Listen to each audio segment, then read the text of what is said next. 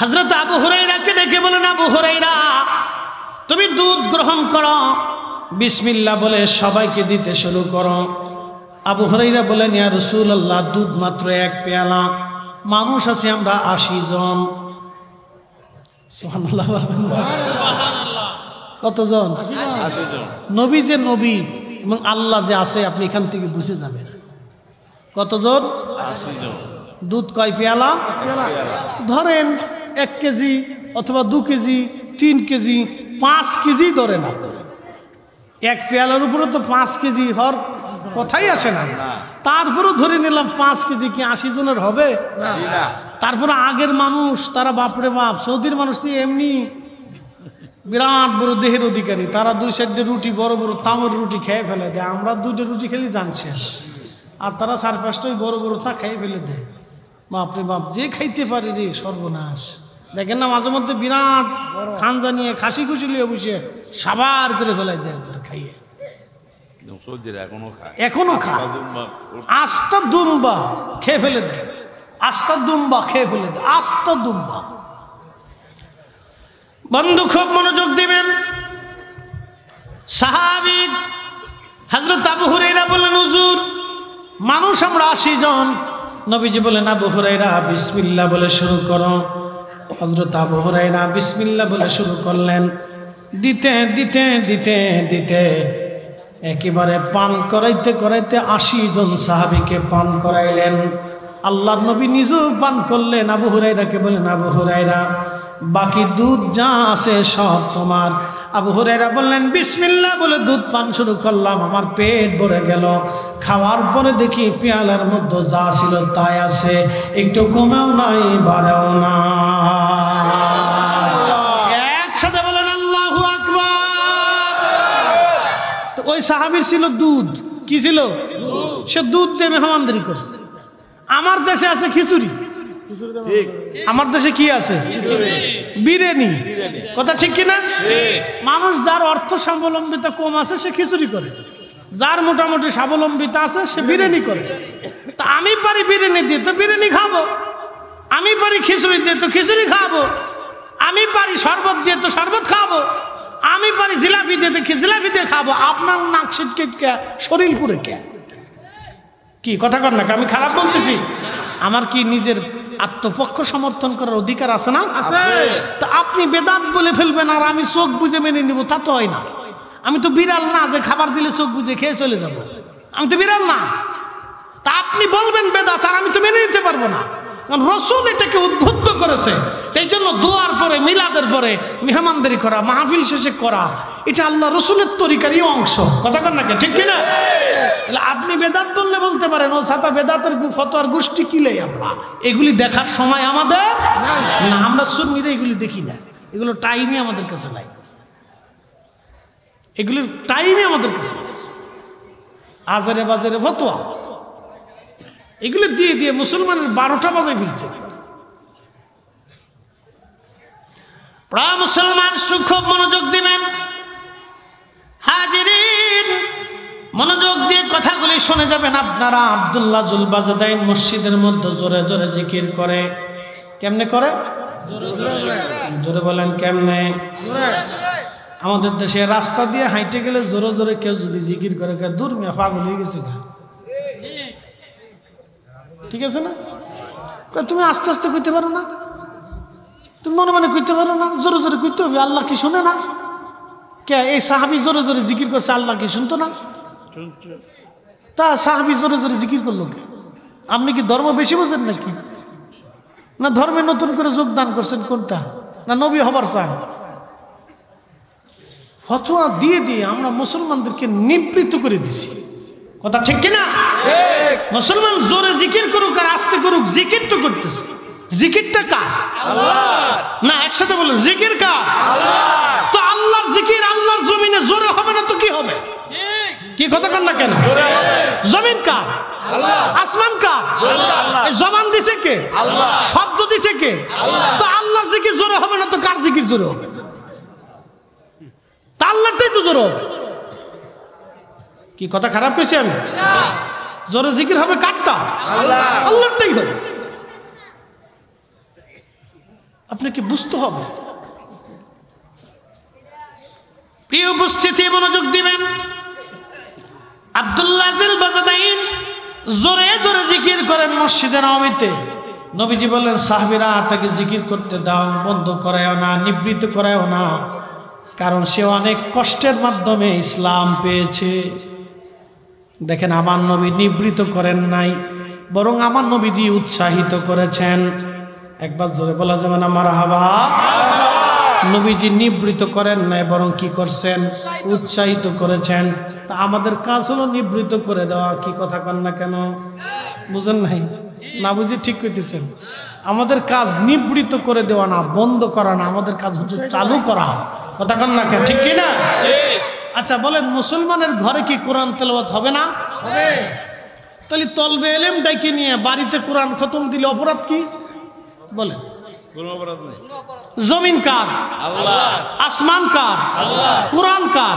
আল্লাহ। তা আল্লাহর জমিনে মুসলমানের ঘরে যদি কোরআন তেলাওয়াত না হয়, খতম যদি না হয়, তো কোরআন তেলাওয়াত হবে কোন জায়গায়? প্যাগোডায়, গির্জায়, মন্দিরে? মুসলমানের ঘরে ফতোয়া দিয়ে দিছে বেদাত, বন্ধ হয়ে গেছে। তো দেন, বন্ধ করে কার লাভ হয়েছে? লাভ হয়েছে কার? শয়তানের হয়েছে। শয়তানের লাভ হয়েছে। আপনার মুসলমানের উপকার হয় নাই তো, কোনো উপকার হয় নাই। 4 পয়সা উপকার হয়, কোনো মুসলমানের 4 পয়সা উপকার হয় নাই। কোরআনের আওয়াজ এমন একটা আওয়াজ, একসাথে বলেন আল্লাহু আকবার। আল্লাহ কোরআনে এই আওয়াজ সম্পর্কে বললেন, ওয়াইদা তুলিয়াত আলাইহিম যাদাতুহুম ঈমানা।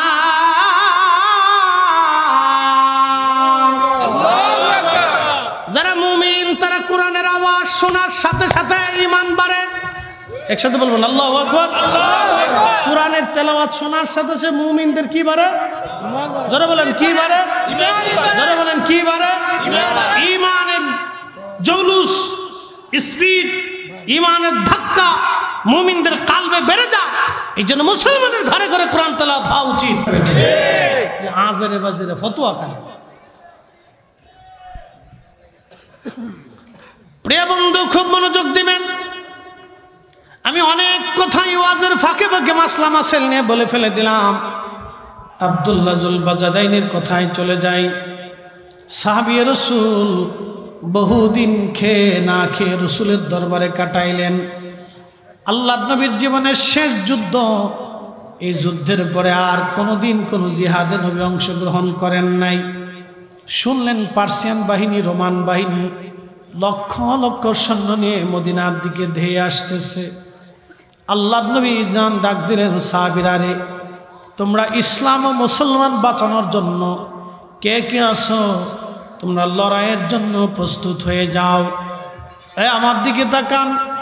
সমস্ত সাহাবীরা প্রস্তুতি নিলেন, কে কি দান করবা। সাহাবীরা সবাই সবার সামর্থ্য অনুযায়ী দান করলেন।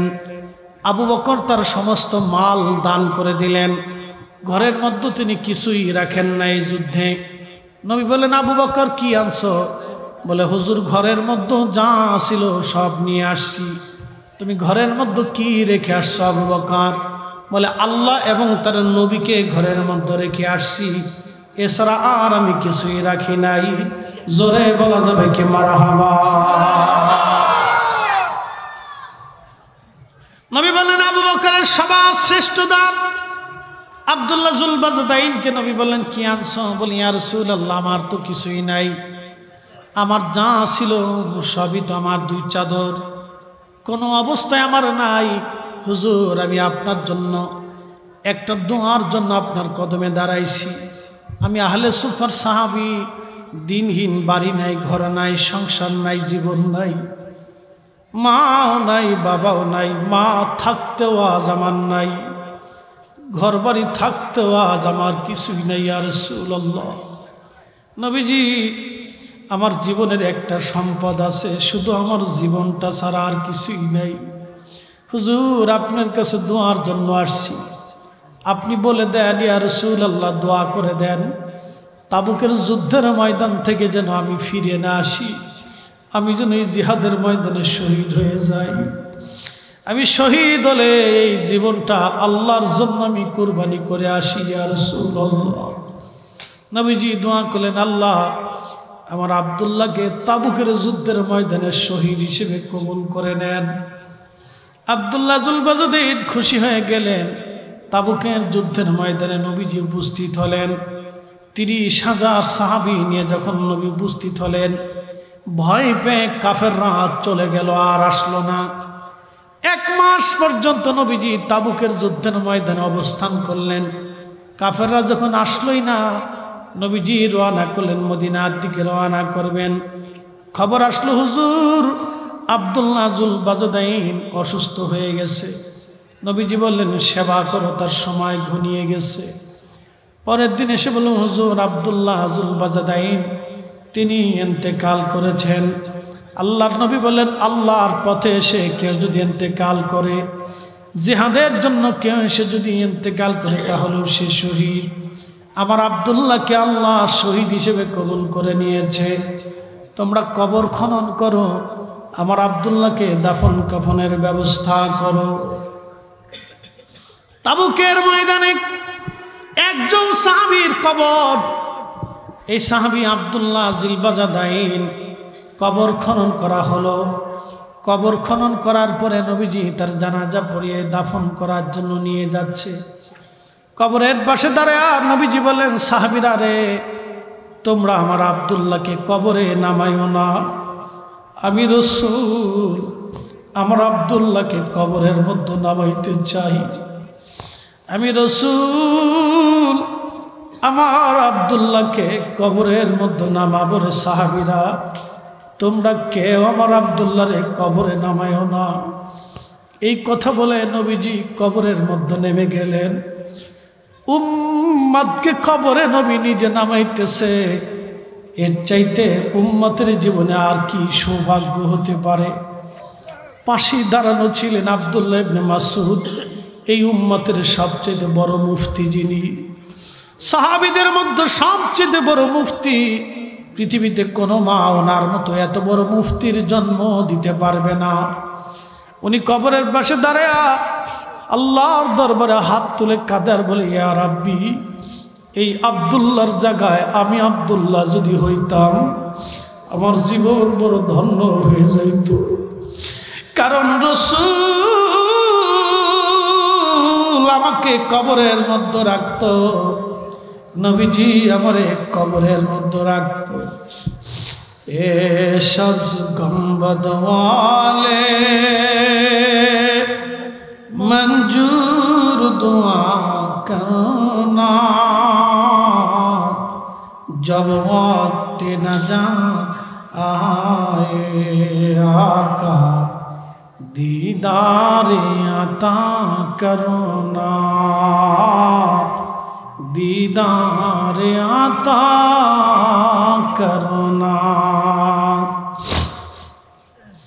मैं कब्र अंधेरी में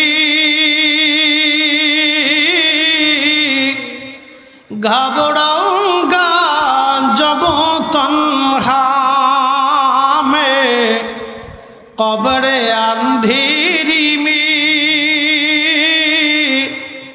घबराऊंगा जब तन्हा, इमदाद मेरी करने आ जाना रसूल अल्लाह, इमदाद मेरी करने आ जाना रसूल अल्लाह। रोशन मेरी तुर्बत को लिल्लाह जरा करना, जब वक्त न जा आए आका दीदार अता करना,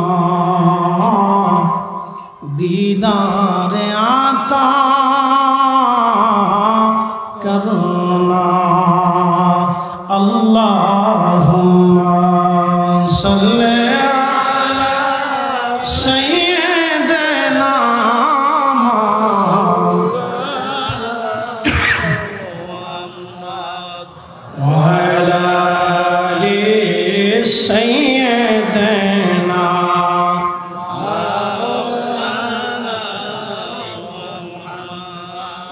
বাঞ্ছারামপুরবাসী মনোযোগ দিবেন। জুলবাজদাইনকে কবরে নামানোর পরে মাটি দেওয়া হলো। নবীজি কবরের পাশে দাঁড়ায় গেলেন। কবরের পাশে দাঁড়ায়া আল্লাহর নবী দুই হাত বাড়ায় দিলেন। দু হাত বাড়াইয়া নবীজি বলতেছিলেন, হে রাব্বি, আমি আব্দুল্লাহর প্রতি খুশি। তুমি আল্লাহ আমার আব্দুল্লাহর জন্য খুশি হয়ে যাও। আল্লাহ আল্লাহ আমি আব্দুল্লাহর জন্য খুশি। আপনি আল্লাহ আমার আব্দুল্লাহর প্রতি খুশি হয়ে যান। নবীজি কবরের পাশে দাঁড়ায়া আব্দুল্লাহর জন্য দোয়া শুরু করে দিলেন। এই জন্য কবর দেওয়ার পরে হে বাঞ্ছারামপুরবাসী, তাড়াহুড়া করে কবর থেকে চলে আসবেন না। কবরের পাশে কিছু সময় দাঁড়াবেন, কোরআন থেকে তেলাওয়াত করবেন, না হলে কালেমার জিকিরের তালকিন দিবেন। কবরের পাশে দাঁড়ায় যাবেন। নবীজি বললেন, ইস্তাগফিরু লিআখিকুম, তোমরা তোমার ভাইয়ের জন্য ইস্তেগফার করো। কেননা কিছু সময় পরে মুনকারে নাকির আসবে তোমার ভাইটাকে প্রশ্ন করার জন্য। যদি জবাব দিতে না পারো তাহলে বাকি মঞ্জিলগুলি বড় ভয়াবহ হবে, কত কঠিন হয়ে যাবে বাকি মঞ্জিল। কবর বড় কঠিন জায়গা, কবর বড় কঠিন জায়গা। নবীজি বললেন, কবরের পাশে দাঁড়াও। কত সময় তোমরা দাঁড়াবা? একটা উট কুরবানি করে চামড়া ছিলাইয়া গোশত বানাইয়া এই উট আল্লাহ বান্দাদের মধ্যে বন্টন করতে যত সময়ের দরকার, তোমার ভাইয়ের কবরের পাশে তত সময় তুমি দাঁড়াও। দাঁড়াইয়া তোমার ভাইয়ের জন্য দোয়া করতে থাকো, দোয়া করতে থাকো। তাড়াহুড়া করে চলে আসবেন না, কবরের পাশে কিছু সময় দাঁড়াইয়া দোয়া করবেন। আব্দুল্লাহর কবরের পাশে দাঁড়াইয়া নবী 30,000 সাহাবী নিয়ে দোয়া করছে। একসাথে বলবেন না আল্লাহু আকবার? না না, আরো জোরে বলেন আল্লাহু আকবার। কত হাজার সাহাবী? 30,000 সাহাবী নিয়ে আব্দুল্লাহর কবরের পাশে দাঁড়ায় নবী দোয়া করলেন, আল্লাহ আমি আব্দুল্লাহর উপরে খুশি হয়ে গেছি, তুমি আল্লাহ খুশি হয়ে যাও। আল্লাহ বলেন, কুল, হুজুর আপনি বলে দেন, ইন কুনতুম তুহিব্বুনাল্লাহ, কেউ যদি আমি চূড়ান্তভাবে আমি আল্লাহকে ভালোবাসতে চাই, আমি আল্লাহকে খুশি করতে চাই, ফাত্তাবিউনি, নবী চূড়ান্তভাবে সেজন্য আপনি নবীকে ভালোবাসেন, আপনার অনুসরণ করে চূড়ান্তভাবে কেউ যদি আপনাকে ভালোবাসে, ইউহিব্বুকুমুল্লাহ, আমি আল্লাহ ভালোবাসবো। শুধু আমি আল্লাহ ভালোই বাসবো না, ইয়াগফির লাকুম যুনুবাকুম, আল্লাহু গফুর রহিম, আমি আল্লাহ তার জীবনের সমস্ত গুনাহগুলি মাফ করে দিব। একসাথে বলা যাবে কি আল্লাহু আকবার? বন্ধু খুব মনোযোগ দিবেন। হাজিরিন, আব্দুল্লাহর ইন্তেকালের পরে নবীজি এইভাবে আব্দুল্লাহর জন্য দোয়া করে দিলেন। প্রত্যেকটা সাহাবী কোনো না কোনোভাবে নবীকে ভালোবাসতেন। বন্ধু, 1.25 লক্ষ সাহাবীর ভালোবাসার ত্যাগের গল্প যদি শোনাই, জীবনের পর জীবন চলে যাবে, বছরের পর বছর চলে যাবে, শেষ হবে না। একজন সাহাবী মুয়াজ্জিনে রাসূল, রাসূলের মুয়াজ্জিন, ইসলামের প্রথম মুয়াজ্জিন, যার আজানে সাহাবীদের কলিজা পর্যন্ত প্রেমের আগুনে দাউ দাউ করে জ্বলত, তিনি বেলাল, আশিকে রাসূল বেলাল। এত সুন্দর আজান তিনি দিতেন, আজানের ফুয়ুজুত এতই চমৎকার ছিল। আজান শুনে রে কোনো সাহাবী মদিনার ঘরে আর থাকতে পারতেন না।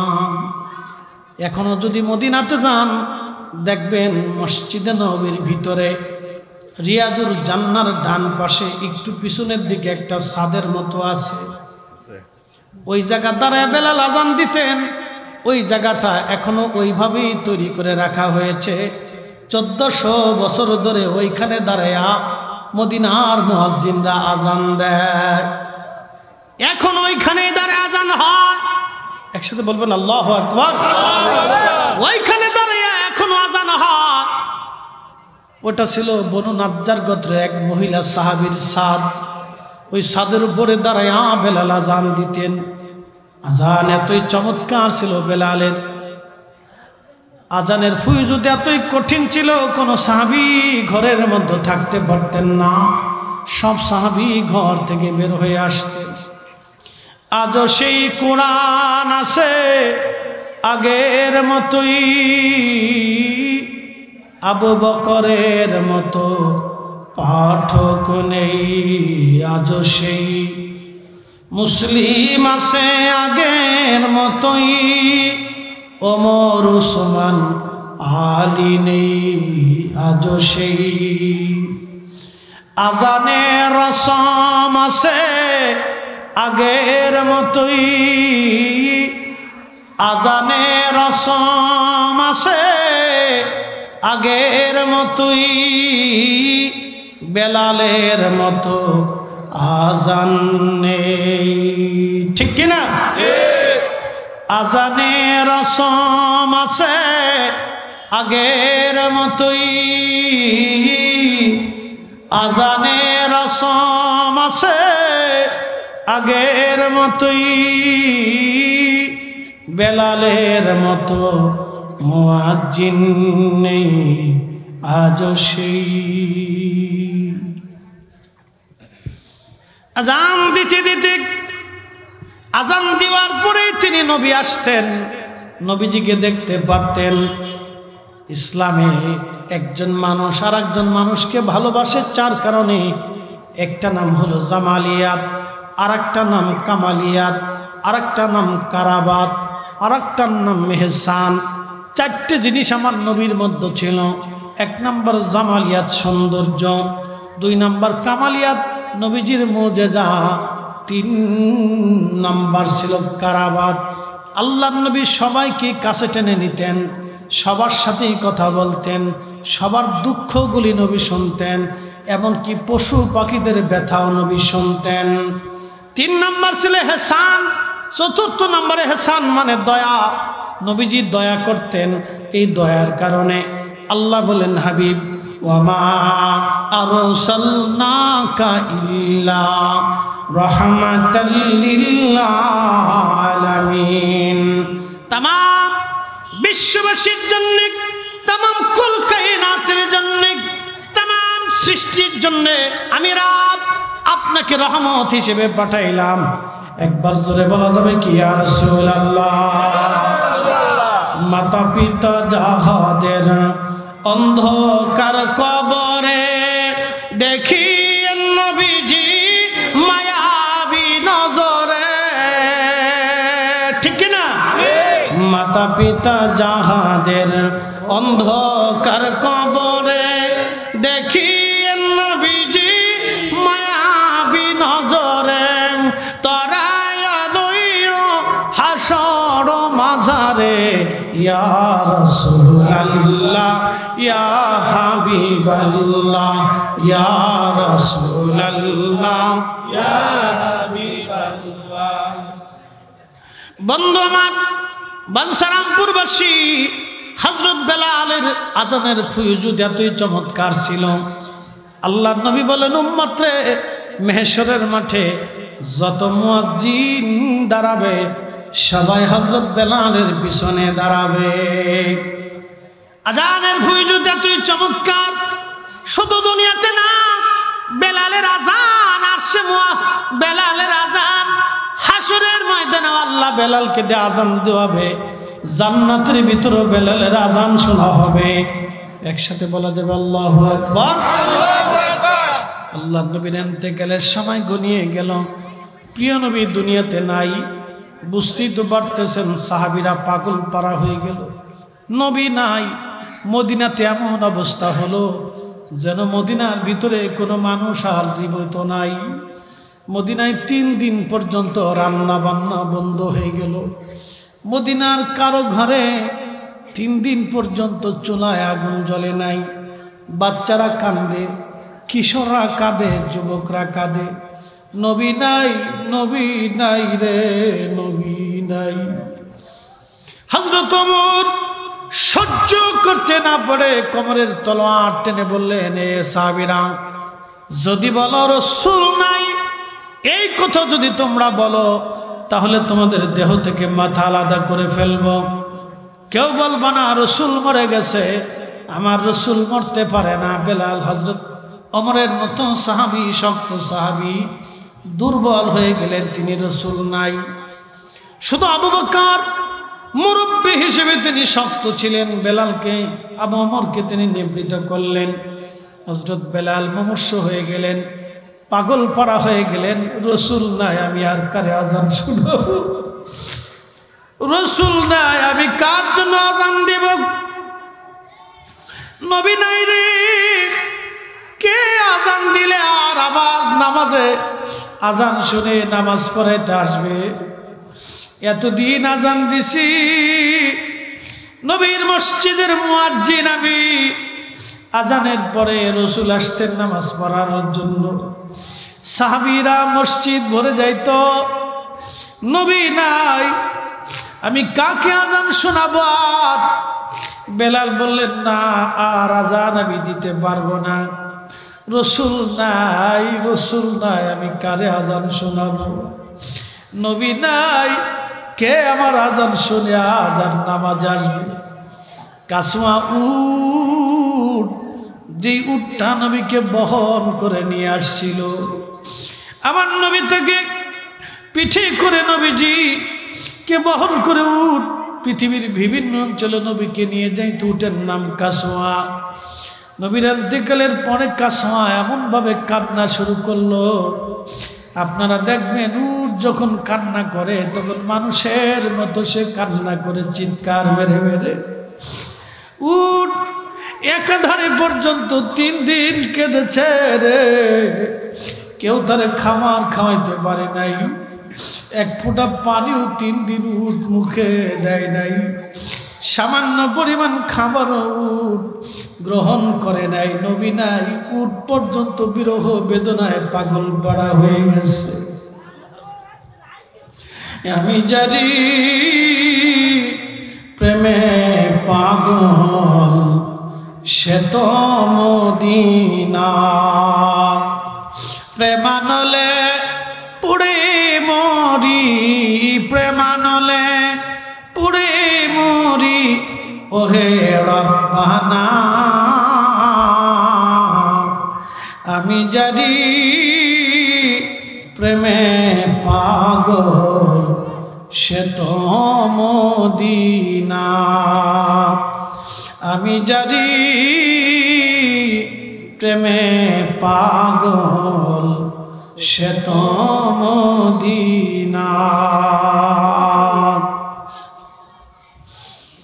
নবীর বিরহ বেদনায় সারা মদিনাতে কান্নার রোল। আহা, বাচ্চারা পর্যন্ত খাওয়া দাওয়া বন্ধ করে দিল। হযরত বেলাল আজান বন্ধ করে দিলেন। কিছুদিন পরে আবু বকরের সামনে সে বিদায় চাইলেন। আবু বকর বললেন, বেলাল না, আমি চাই তুমি মসজিদে আজান দাও। বেলাল বলেন, আবু বকর, এটা আমার পক্ষে আর সম্ভব হবে না, আমাকে বিদায় দেন। বহু কথা আল্লামা ইমাম জাইলাই নাসমুর রায়ার মধ্যে তিনি লেখেন, হযরত বেলাল আবু বকরের জামানায় বিদায় নিয়ে চলে গেলেন। সুদূর দামেস্কে রওনা দিলেন। আবু বকর বহু অনুরোধ করলেন, কিন্তু কোনো অনুরোধে কাজ হলো না। তিনি থাকতে পারেন না, কষ্ট হচ্ছিল। প্রশ্ন রাখবেন, ফরিদি হুজুর, কারণ কি? আপনারা দেখবেন বহু বহু আশিক রাসূল আছে মদিনায়, নবীর মসজিদের মিনারা দেখলে আর তারা ধৈর্য ধরতে পারে না। আমি বহু হাজিকে দেখছি মদিনার থেকে বিদায় নেওয়ার সময় কান্না করে করে অস্থির হয়ে গেছে। কি করে সে মদিনার থেকে চলে যাবে, আর কোনোদিন মদিনাতে আসার সুযোগ নাও হতে পারে। হাজি কেঁদে কেঁদে হাজি মদিনার থেকে বিদায় নেয়। কোনোদিন আর নবীর কদমে আসার সুযোগ হাজির নাও আসতে পারে। বেলাল তো আরো পাগল, আশিকে রাসূল এত বেশি বিমর্ষ হয়ে গেলেন, তিনি ধৈর্য ধরতে পারতেন না, চলে গেলেন বিরহ বেদনা সহ্য করতে না পেরে। ইশকে রাসূল দলিল দিয়ে হয় না, ইশকে রাসূল হৃদয় থেকে আসে, সবার নসিবে ইশকে রাসূল হয় না। হযরত বেলাল চলে গেলেন সিরিয়ার দামেস্কে। বহুদিন পরে নবীজি স্বপ্ন দেখাইলেন। ইমাম তাকিউদ্দিন সুবকি আশিফা ও সাকামের মধ্যে তিনি লেখেন, নবীজি স্বপ্নে গেলেন, স্বপ্নে যে বললেন, বেলাল আমার সাথে কেমন জুলুম তুমি শুরু করছো রে বেলাল, বেলাল রে কেমন জুলুম, কতদিন হলো তুমি আমার জিয়ারতে আসো না, বেলাল রে মন কি চায় না জিয়ারতে আসতে, বেলাল আমি নবীর জিয়ারতে চলে আসো বেলাল। স্বপ্ন দেখানোর পরে প্রিয় রাসূল থেকে স্বপ্ন দেখায় পাগল পারা হয়ে নবীর আশিক সুদূর মদিনার রওনা দিলেন, সুদূর মদিনায় রওনা হলেন। আহা, দামেস্কে থেকে হযরত আশিক রাসূল বেলাল পাগল পারা হয়ে মদিনায় রওনা হয়ে গেলেন। আমি জানি প্রেমে পাগল সে তো মদিনা, প্রেমানলে পুড়ে মরি, প্রেমানলে পুড়ে মরি, ওহে রব্বানা। আমি জানি প্রেমে পাগল সে তো মদিনা। রওজা শরীফ তখন কাঠের জালি দিয়ে ঘিরে রাখা ছিল। হুজরা শরীফ সেই খেজুর গাছের ছাউনি, আর সে খেজুর পাতার বেড়া দিয়ে মাটি দিয়ে নির্মাণ করা হুজরা। রওজার পাশে বসে গেলেন বেলাল গভীর রাত তাহাজ্জুদের সময়। রওজা শরীফের পাশে বসে বসে মাথা ঢুকিয়ে বেলাল কাঁদতেছিলেন আর বলতেছিলেন, হুজুর গোলামকে স্বপ্ন দেখাইছেন আসার ছোট্ট, ডেকেছেন আপনি মদিনার পানে, ইয়া রাসূলুল্লাহ গোলাম আপনার কদম মোবারকে হাজির হয়ে গেছে, আপনি আসতে। নবী আসছি হুজুর, আমি আসছি, স্বপ্নে যে আমাকে আসার হুকুম করেছিলেন আমি আসছি ইয়া রাসূলুল্লাহ, আপনার কদম মোবারক আমি হাজির হয়ে গেছি। বসে বসে বেলাল কাঁদতেছিলেন, মাথা ডুকরি ডুকরি কান্না করতেছিলেন। নতুন মুয়াজ্জিন আসছে, এসে দেখে নবীর মুয়াজ্জিন বেলাল কাঁদে রে।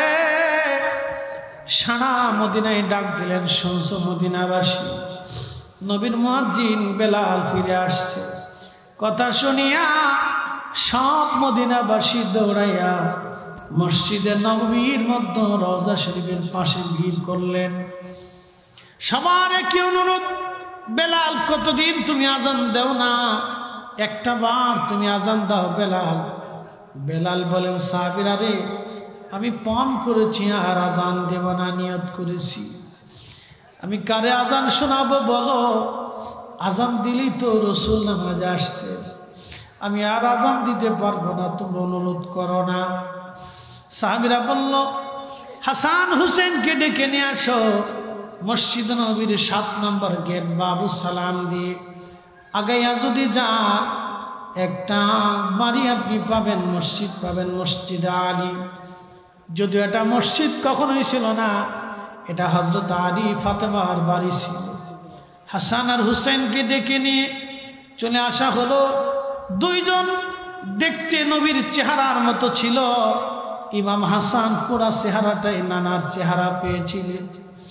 আহা, বেলাল রওজা শরীফ থেকে উঠে এসে ইমাম তাকিউদ্দিন সুবকি আশিফা ও সাকামের মধ্যে লেখেন, হযরত ইমাম হাসানকে জড়িয়ে ধরে বুকের মধ্যে মাথা ঠেকাইয়া ঠেকাইয়া বেলাল কাঁদতেছিল।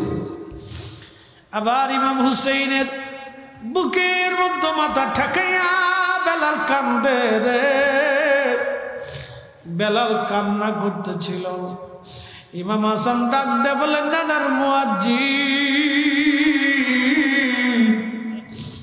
বহুদিন হলো আপনার আজান শুনি না। নানার মুয়াজ্জিন, বহুদিন হলো আজান শুনি না। আপনি আজকে যান আজান দিবেন, নানার যে আজান শোনাইতেন এই আজান আপনি আজ আমরারও শোনাবেন। বেলাল আর স্থির থাকতে পারেন নাই, দৌড়াইয়া ওই যে সাপটা এখনো মসজিদ নববীর ভিতরে পড়ে গেছে। অবশ্য আগে মসজিদের নববীর বাহিরে, সীমানার বাহিরে ছিল, ওই ছাদের উপরে দৌড়ায় চলে গেলেন। আল্লাহু আকবার, আল্লাহু আকবার বলে যখন আজান দিলেন, আজানের ধ্বনি শুনিয়া সারা মদিনার থেকে সব সাহাবী বের হইয়া দৌড় মারছে গো। আল্লাহু আকবার, আল্লাহু আকবার বলে দ্বিতীয়বার টান দেওয়ার পরে সাহাবীরা ঘর থেকে বের হইছে, দৌড়ায়। আশহাদু আল্লা ইলাহা ইল্লাল্লাহ বলার পরে রে মদিনার নারীরা, বাচ্চারা, বালকরা, যুবকরা ঘর থেকে বের হয়ে কেঁদে কেঁদে দৌড়ার, বলে নবী বুঝি আসছে রে।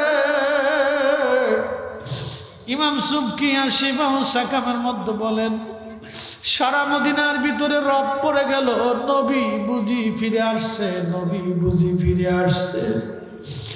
সাহাবীরা কান্দে, মহিলারা কান্দে, শিশু বাচ্চারাও কান্দে, নবী বুঝি ফিরে আসছে, নবী বুঝি ফিরে আসছে। কাঁদে। ঠিক তখনই বেলাল আশহাদু আন্না মুহাম্মাদান রাসূলুল্লাহ বলে আওয়াজ দিলেন। তখনই মদিনার মাটিগুলি থরথর করে কেঁপে উঠল। চিৎকার মেরে বলবেন কি, ইয়া রাসূলুল্লাহ।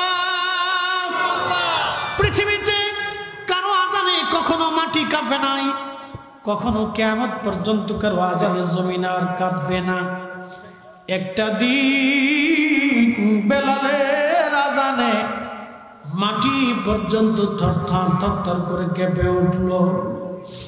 আমি জানি প্রেমে পাগল সে তো মদিনা, প্রেমানলে পুড়ে মরি, প্রেমানলে পুড়ে মরি, ওহে রব্বানা।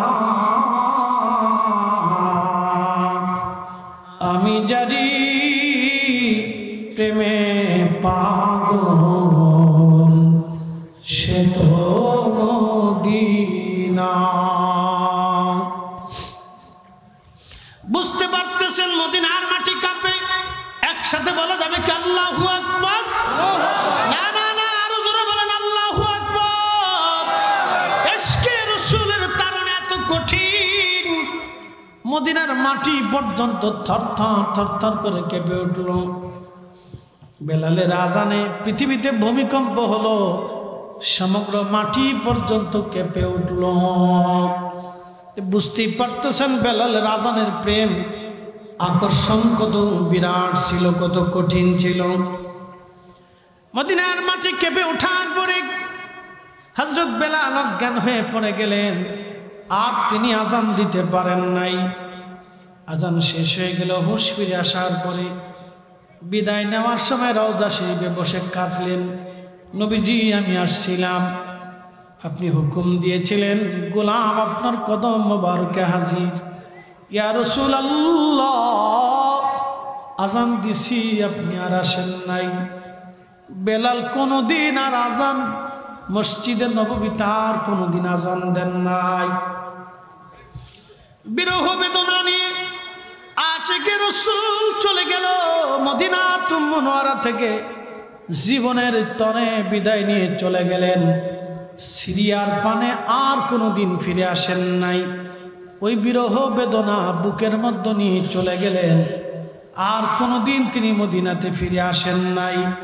কারণ রওজা শরীফ দেখলে বেলাল রাদিয়াল্লাহু আনহু সহ্য হতো না, তিনি কাঁদতেন, পেরেশান হয়ে যেতেন। বাবাজি, সন্তান যখন মারা যায় পৃথিবীর সব মানুষ ওই ছেলেটাকে ভুলে যায়, কিন্তু মা কবরের বহু দূরে বসে বসে থেকে দেখে, সন্তানের কবরের দিকে বসে বসে দেখে দেখে মা কাঁদতে থাকে। দেখবেন মা কাঁদে, ছেলের জায়নামাজ নিয়ে ছেলের খাটের পাশে বসে মা কাঁদে। পৃথিবীর সবাই সন্তানটাকে ভুলে যায়, কিন্তু মা বলতে পারে না, কারণ মায়ের শরীর থেকে সন্তান গঠন হয়েছে। মা বলে না। ছেলের জামা নিয়ে মা কাঁদে, ছেলের বই নিয়ে মা কাঁদে, ছেলের পোশাক নিয়ে মা কাঁদে। ছেলের পোশাক নিয়ে স্মৃতিগুলি মা মনে করে কাঁদে, কারণ মা কলিজার ভিতর থেকে সন্তানকে ভালোবাসে। হযরত বেলাল কলিজার ভিতর থেকে নবীকে এত বেশি ভালোবাসতেন যে তিনি নবীর বিরহ বেদনা সহ্য করতে পারেন নাই। প্রশ্ন রাখবেন, হুজুর তাহলে আবু বকর, ওমর, ওসমান কি ভালোবাসেন? হ্যাঁ, বাসছে। তাদের ধৈর্য শক্তি বেলালের ধৈর্য শক্তি একরকম ছিল না। এই বিরহ বেদনা বেলাল সহ্য করতে পারতেন না, তিনি এই জন্য চলে গেলেন। তারা ধৈর্য ধরতে পারতেন, কিন্তু তিনি পারতেন না। ওয়াসাল কারণে দেখেন, একটা বারের জন্য রসুল দেখার জন্য তিনি সুযোগ পান নাই। তিনি ইচ্ছা করলে রসুলের দরবারে সেই জীবন যাপন করতে পারতেন, কিন্তু একটা শরীয়তের জন্য তিনি কখনো মদিনাতে আসতে পারেন নাই। তার একজন মা ছিল অন্ধ, কানা, অন্ধ মা, বৃদ্ধ মা। মায়ের ওয়াইস ছাড়া কেউ ছিল না, ওয়াইস ছাড়া মা ছাড়া আর কেউ ছিল না। হযরত ওয়াইস মার সেবা করতেন, হযরত ওয়াইস মার খেদমত করতেন, মারে গোসল করাইতেন, নিজে রান্না বান্না করে মাকে খাওয়াইতেন। যার কারণে কোনোদিন তিনি নবীর দর্শে বসতে পারেন নাই, কিন্তু আল্লাহ নবী তার সম্মানকে ছোট করে দেন নাই, বড় করে দিয়েছিলেন। আমরা মুসলমান, আমরা ইসলাম কবুল করেছি, অবশ্যই আমরা আল্লাহর আইনে, আল্লাহর বিধানে, নবীর তরিকায় আমাদের জীবন গঠন করতে হবে। এর বাহিরে গেলে কোনো সুযোগ আমাদের জীবনে নাই। বাঞ্ছারামপুরবাসী খুব মনোযোগ দিবেন। হাজিরিন, অন্যের অধিকার যদি আপনি নষ্ট করেন, অন্যের হক যদি আপনি নষ্ট করে দেন, আপনি যাই হন না কেন, অবশ্যই আল্লাহর আদালতে আপনাকে এর জবাবদিহিতা করতেই হবে। আল্লাহর আদালত ছাড়া আপনি জান্নাতে যাওয়ার কোনো রাস্তা নাই, ঠিক কিনা? আল্লাহর আদালত ছাড়া জান্নাতে যাওয়ার কোনো রাস্তা নাই, কোনো সুযোগ নাই। বসেন, কথা শুনে যান। আল্লাহ বলেন, ইন্নাল্লাহা ইয়া'মুরু বিল আদলি ওয়াল ইহসানি ওয়া ইতা'i যিল কুরবা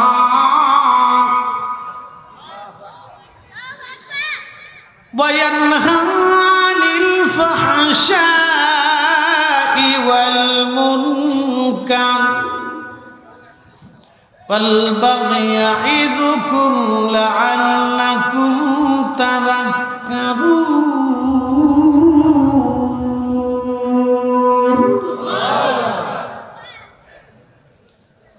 আমি রব তোমাদেরকে হুকুম দিলাম, ইন্নাল্লাহা ইয়া'মুরু, তোমরা ন্যায় করবা, অন্যায় করবা না, যেটা ন্যায় সেটা করবা, কখনো অন্যায় করবা না, অন্যায়কে সমর্থন করবা না, অন্যায়কে প্রশ্রয় দিবা না। তোমরা পৃথিবীতে ন্যায়সঙ্গত কাজ করো, যেটা ন্যায় সেটা করবা, অন্যায় করবা না, অন্যায়কে সমর্থন করবা না, অন্যায়কে প্রশ্রয় দিবা না। যে অন্যায় করে, যে অন্যায়কে সমর্থন করে, দনোদনী সমান অপরাধী। যে অন্যায় করে, যে অন্যায়কে সমর্থন করে, দনোজন সমান অপরাধী। হাজিরিন, এরপর আমার আল্লাহ বলেন, আল ইহসান, তোমরা দয়া করো, দয়া, মানুষকে দয়া করবা, তোমরা দয়া করো, দয়া করো। এরপরে আমার আল্লাহ বলেন ওয়া ইতাইজিল কুরবা, তোমার আত্মীয় স্বজন যারা আছে তাদের খোঁজ খবর নাও, তাদের সাথে সুন্দর সম্পর্ক তুমি রাখো, তাদের অসুবিধাগুলি তুমি দূর করে দাও, তারা অভাবে পড়লে তুমি তার অভাব দূর করে দাও, তারা ক্ষুধার্ত থাকলে তুমি তারে খাবার খাওয়াও, অসুস্থ থাকলে তুমি তারে সেবা করাও। একবার জোরে বলা যাবে কি মারহাবা। এটা আমাদের ইসলাম। জোরে বলেন এটা আমাদের কি ইসলাম। একসাথে বলেন এটা আমাদের কি ইসলাম। কয়জন ঠিক মতো মানে? খালি চার দোকানে ও ভালো না, সে ভালো না, এ ভালো না, সে ভালো না, এ ভালো না, এটা ভালো না, সেটা ভালো না, এটা এটা এটা এটা এটা এটা, ওর মেয়ে এমনি আটে, ওর বউ এমনি আটে, ওর ভাই এমনি আটে, ওর বাপ এটা করে, ওর চাচা এটা করে, ও নিজে এটা করে, খালি সবার দোষ, নিজে শুধু সাধু। কি কথা কর না কেন? নিজে শুধু একবারে বিরাট সাধুর সাধু, বিরাট সাধু, শুধু নিজে ভালো আর সব খারাপ। এই মানসিকতা যতদিন আমাদের পরিবর্তন না হবে আমাদের উন্নয়ন হবে না। কি কথা কন না কেন? আমাদের উন্নয়ন হবে না। এই মানসিকতা চেঞ্জ করতেই হবে, হবে না উন্নয়ন হবে না, আমাদের ভাগ্যের পরিবর্তন হবে না। এই মানসিকতা আমাদের চেঞ্জ করতেই হবে। এটার নাম গীবত। এটার নাম কি? গীবত। যারা বলেন এটার নাম কি? গীবত। নবী বললেন সাহাবীরা তোমরা কি তোমাদের মৃত ভাইয়ের গোশত খাইতে পছন্দ করো? সাহাবায়ে কেরাম বললেন না ইয়া রাসূলুল্লাহ। তাহলে শোনো, মানুষ তার নিজের মৃত ভাইয়ের গোশত খায়। বলে হুজুর কেমনে খায়? বলে গীবত করার মাধ্যমে খায়। কথা বুঝাইতে পারছি আপনাদেরকে? এই অপরাধ মানুষ হাসতে হাসতে করে, গীবত করার মাধ্যমে খায়। এই যে পরনিন্দা, পরচর্চা, এটা যতদিন পর্যন্ত না যাবে ততদিন পর্যন্ত আপনি ভালো হবেন না। আপনি যে দেখেন যে ভাই ইটালিতে থাকে, জিজ্ঞেস করেন ইটালিতে তারা খ্রিস্টান, তাদের মেয়েরা হাফ প্যান্ট পরে রাস্তায় হাঁটে, তাদের পুরুষ মহিলা কোনো পর্দাপুষিতে নাই, তারা ধর্মকর্ম কিছু বুঝে না। কিন্তু জিজ্ঞেস করেন তারা কাজের চাপে এত পরিমাণে কাজ করে যে তারা আরেকজনের দিকে ফিরে তাকায়, গীবত চর্চা, মন্দর চর্চা, এগুলোর সময় তারা পায় না। কি কথা কর না কেন? এগুলোর সময় তাদের মাথায় নাই, মাথায় ধরে নাই, তো চিন্তাতেই আসে না তাদের, কাজ করতেছে। আর আমরা খালি আজের সার দোকানে বসে কে কারে লাঠি দিবে, খুসা দিবে, বাঁশ দিবে, এককেলা বাঁশ দিবে, খালি এই ধান্দা নিয়ে করে থাকে। নাম দিছি মুসলমান, আব্দুল করিম, আব্দুর রহিম, বিরাট বুজুর্গ।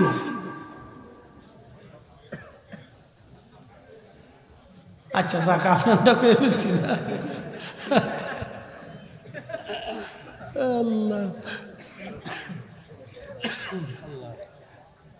যদিও আপনাদেরকে বলতেছি হাসতে হাসতে, কিন্তু কথা সত্য।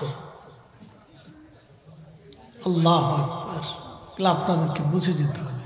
আচ্ছা বলেন তো, আল্লাহর নবীর একবারে সবচেয়ে বড় শত্রু কে ছিল? একসাথে বলেন, জোরে বলেন। জীবনে নবীজি আবু জাহেলের ব্যক্তিগত কোনো দোষ চর্চা করছে? একটা হাদিস দেখাইতে পারবেন? করেন নাই। অথচ সে কিন্তু নিকৃষ্ট ছিল।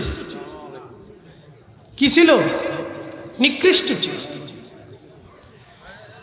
আল্লাহর নবীর দরবারে সবচেয়ে নবীকে যিনি বেশি কষ্ট দিলেন, ইসলাম প্রচারে যিনি বেশি বাধা দিলেন, তার নাম আবু জাহেল। আল্লাহর নবী তার জীবনে কোনোদিন তার ব্যক্তিগত দোষ চর্চা নবী কারো কাছে কোনোদিন বলেন নাই, একটা কটু বাক্য কোনোদিন বলেন নাই, একটা গালি পর্যন্ত নবী কোনোদিন দেন নাই। তিনি আমাদের নবী। আল্লাহ বলেন ওয়া ইন্নাকা লাআলা খুলুকিন আযীম।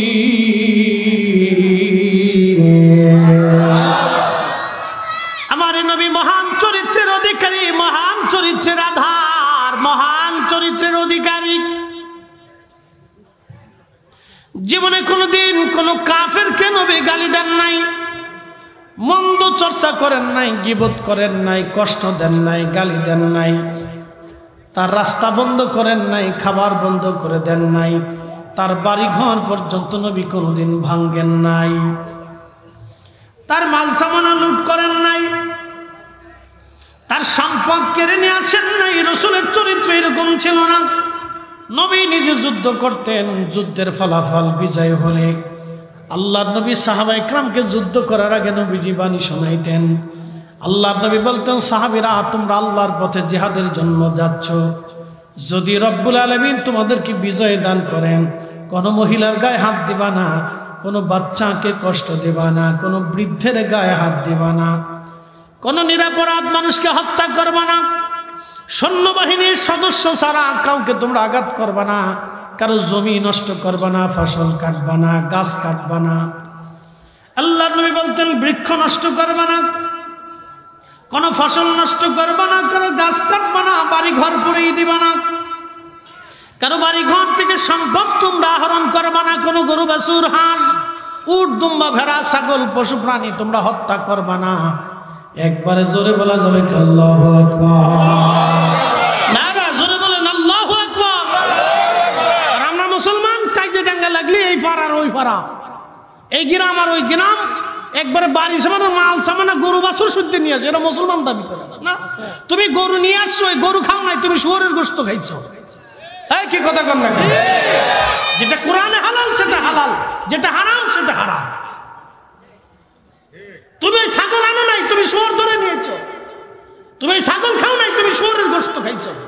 তুমি তার মাল নিয়েছে, বাড়িতে যে কয়টা চাল কিনবা তুমি চাল কিনো নাই, তুমি শুয়োরের গোশত কুত্তার গোশত খাইছো। তো কি কথা কর না কেন? এই কাজ মুসলমান করতে পারে না, এটা আল্লাহ রাসূলের শিক্ষার সম্পূর্ণ বাহিরে। আপনি বুঝতে পারছেন, মরণের সময় নবীজি বলতেন, উম্মতকে ঋণ মুক্ত করো। আমরা দাবি করি আমরা মুসলমান, অন্যের সম্পদ মাল চুরি করে লুণ্ঠন করে ডাকাতি করে আমরা চিন্তা করি। আমরা মুসলমান হইতে হলে আপনাকে রসুলের আদর্শে মুসলমান হতে হবে। কি কথা কর না কেন, ঠিক কিনা? খালি পোশাকে হলে হবে না, পোশাকে হলে হবে না, শুধু খোলসে মুসলমান হলে হবে না, কাজে মুসলমান হইতে হবে, ঠিক কিনা?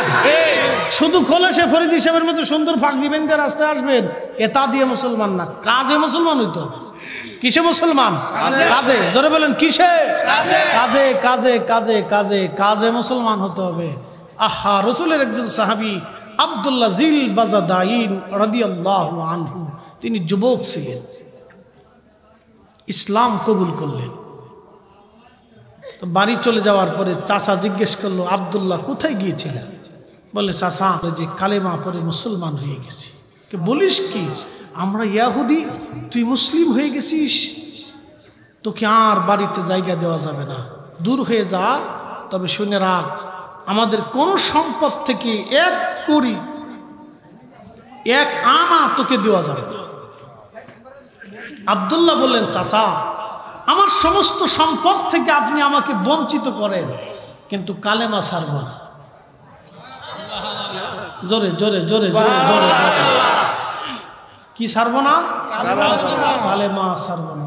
সব থেকে বঞ্চিত করে দেন, কালেমা ছাড়ব না, কালেমা ছাড়ব না।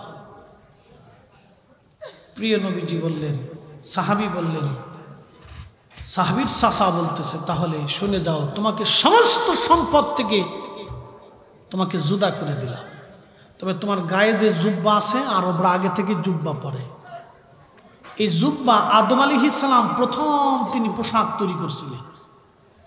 যখন তাদেরকে জান্নাত থেকে পাঠানো হলো, আদম সফিউল্লাহ পৃথিবীতে আসার পরে সে তখন জান্নাতের পল্ল দিয়ে, পাতা দিয়ে তার ইজ্জত ঢাকা ছিল, আম্মাজান হাওয়াটাও ঢাকা ছিল। তখন আল্লাহ তার মাথার ভিতরে একটা ব্রেন, বুদ্ধি, জ্ঞান, আকল আল্লাহ দিলেন। সে ভেড়ার পশম উঠিয়ে, এই পশম দিয়ে তিনি সুতা তৈরি করে তারপরে তিনি জুব্বা বানাইলেন। মানব জীবনের প্রথম পোশাকের নাম হচ্ছে জুব্বা। আর নারীর জন্য, আম্মাজান হাওয়ার জন্য তিনি একটা কামিজ বানাইলেন এবং একটা ওড়না বানাইলেন। নারীদের জীবনের প্রথম পোশাক হচ্ছে কামিজ এবং ওড়না। এখন বেডিরা তো প্যান্টু পরে, শার্টু গায়ে দেয়। বেটাকার প্যান্টু লয়ে গেছে, শার্টু লয়ে গেছে, ক্যাপু লয়ে গেছে, কয়েকদিন পরে জাঙ্গিও লয়ে যাবে। বাউ বালা না, কি কথা কন না কেন? বাউ দেশের বালা না, ভাও ভালা না, আপনারা শুনে রাখেন, আগামীর অশনি সংকেত, আগামী 30 বছরের ভিতরে বাংলাদেশের লক্ষ লক্ষ মেয়েরা জিন্সের প্যান্ট পরবে। আপনি শুনে রাখেন, আমাদের ওয়াজে তারা ফিরবে না। আগামী 30 বছরের ভিতরে এই বাংলাদেশের লক্ষ লক্ষ নারীরা জিন্সের প্যান্ট পরবে। হুজুরদের ওয়াজে কাজ হবে না। বলে হুজুর কারণ কি? এটার এই দেশের উপরে আমেরিকার সুন্দর একটা নজর পড়ছে, অপেক্ষা করে। শুধু তার বাস্তব প্রমাণ আপনি দেখে যাবেন। ঢাকায় স্টেডিয়াম মাঠে কনসার্ট হয়েছিল, পাকিস্তানের এক শিল্পী এসে গান গাইছে। লক্ষ লক্ষ নারী, হাজার হাজার নারী স্টেডিয়ামের ভিতরে, ছেলে আর মেয়েরা সুমাসুমি, লা হাওলা ওয়ালা কুওয়াতা। আমি ভাষা প্রয়োগ করতে আমার লজ্জা করলো, তারপরেও শুধু ওয়াজে বোঝানোর জন্য বললাম, যা কুকুর পর্যন্ত শরম পায়। নবী বলেছেন উম্মত কিয়ামতের পূর্ব সময়ে আলামত শুনে যাও তোমরা, নারী পুরুষ প্রকাশ্যে জানা করবে, তখন বুঝবা কিয়ামত খুবই সন্নিকটে। বাংলাদেশের 90% মুসলমানের দেশে, যে দেশে শাহজালালের মতো ওলি ঘুমিয়ে আছেন, হাজার হাজার ওলি এই মাটির নিচে ঘুমিয়ে আছেন, সে দেশে প্রকাশ্যভাবে এগুলি হতে পারে না। কথা বলেন ঠিক না বেঠিক? হতেই পারে না। কিন্তু আগামী 30 বছরে দেশের মেয়েরা জিন্সের প্যান্ট পরে রাস্তা দিয়ে হাঁটবে।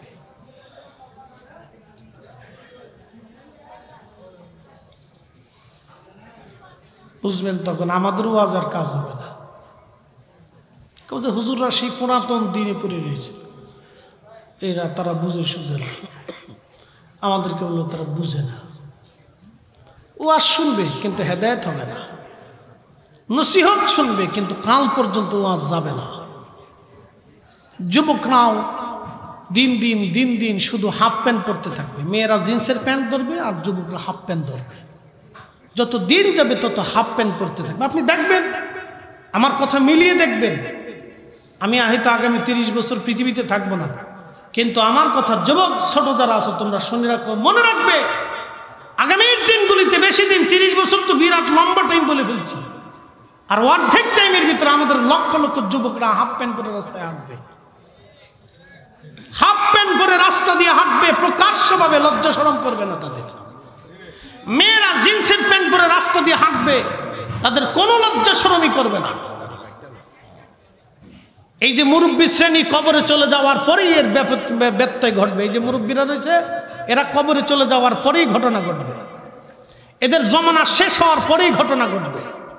বলে দিয়ে গেলাম, এই যে মুরব্বীগুলো বসে রয়েছে, শুধু এদের লাঠির ভয়ে আর ধমকের ভয়ে তাদের মেয়েরা পারতেছে না, কিন্তু এদের সন্তানের সন্তানরা এগুলি শুরু করবে। শুধু অপেক্ষায় থাকে। ঠিক। আর এদেরকে বলবো, আমরা যারা ওয়াজ করবো, এরা সেকালের আলেম। আপনি জানেন এদেশে ব্যারাকের বিরুদ্ধে হুজুররা হাজার হাজার ওয়াজ করছে, কিন্তু ব্যারাক এমন চেরাক ধরাইছে বাংলাদেশের রন্দে রন্দে মানুষের দেহের ভিতর দিয়ে সুদ ঢুকিয়ে দিছে। কি কথা কর না কেন? ফেরাইতে পারি না। আর দেশের আলেমরা আছে, খালি মিলাদ বন্ধ করো। ওনারা শুধু আছে খালি মিলাদ বন্ধ করো, কোরআন খতম বন্ধ করে দাও, এগুলি খালি বন্ধ করো, আর দোয়া বন্ধ করো। শুধু তাদের এই চিন্তা হলো দোয়া বন্ধ করো, মিলাদ বন্ধ করো, আর কোরআন খতম বন্ধ করে, এগুলো বন্ধ করে দাও। তো বন্ধ করে কার লাভ হয়েছে? কি লাভ করছেন আপনি? কি লাভ হয়েছে বন্ধ করে? সুদ বন্ধ করতে পারেন নাই, ঘুষ বন্ধ করতে পারেন নাই, চুরি চাপটামি বন্ধ করতে পারেন নাই, অকাম কুকাম জেনা বন্ধ করতে পারেন নাই, পতিতালয় বন্ধ করতে পারেন নাই, সেই বীজগুলিতে আর বিনোদন কেন্দ্রগুলিতে বেহাপনা বন্ধ করতে পারেন নাই। এদেশের নারী শ্রেণীর প্যান্টের পোশাক পরে রাস্তা দিয়ে হাঁটে বন্ধ হতে পারে নাই। শুধু শুধু মিলাদ আর দোয়া দুরূদ বন্ধ করে দিচ্ছেন।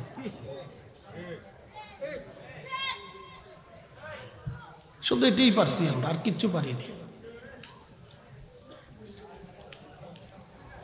আল্লাহ আমাদেরকে বুঝার তৌফিক দিক, সকলে বলেন আমিন। তবে কিয়ামতের বেশি দিন মনে হয় নাই, কাছাকাছি চলে গেছে। পৃথিবীর বৃদ্ধ কাল চলতেছে। এই সময় যদি রসুলের একটা সুন্নাহকে দাঁত দিয়ে কামড় দিয়ে চামচে ধরে রাখতে পারেন, আল্লাহ নবী বলছেন 100 শহীদের সওয়াব তোমার আমলনামায় হবে। আর জোরে বলেন, জোরে জোরে জোরে জোরে।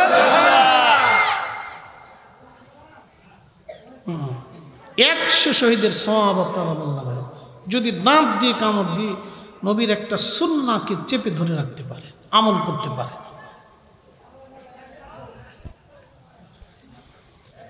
প্রিয় বাঞ্ছানমপুরবাসী মনোযোগ দিবেন। আব্দুল্লাহ জুল বাজদাইনের চাচা বলল, আব্দুল্লাহ তাহলে তুমি আমাদের সংসার থেকে চলে যাও, কিন্তু গায়ের জুব্বা খুলে দাও। বলে চাচা কেন? বলে ওই জুব্বাটা আমাদের টাকার কেনায়, জুব্বা খুলে দাও। আব্দুল্লাহ জুল বাজদাইন জুব্বা খুলে দিলেন, পরনে ইজারা লুঙ্গি আছে। বলে আব্দুল্লাহ লুঙ্গিটাও তুমি খুলে দাও। বলেন চাচা যান, শুধু লুঙ্গিটা আপনি আমাকে ভিক্ষা দেন, কারণ আমি এটা দিয়ে সতর ঢেকেছি, আমার ইজ্জত আমি ঢেকে রাখছি, শুধু লুঙ্গিটা আপনি আমাকে ভিক্ষা দিয়ে দেন। চাচা ডাক দিয়ে বলতেছে, আব্দুল্লাহ যদি লুঙ্গি খুলে তুমি না দাও, তোমার পোশাক থেকে, পরন থেকে লুঙ্গি টেনে খুলে নিয়ে যাব।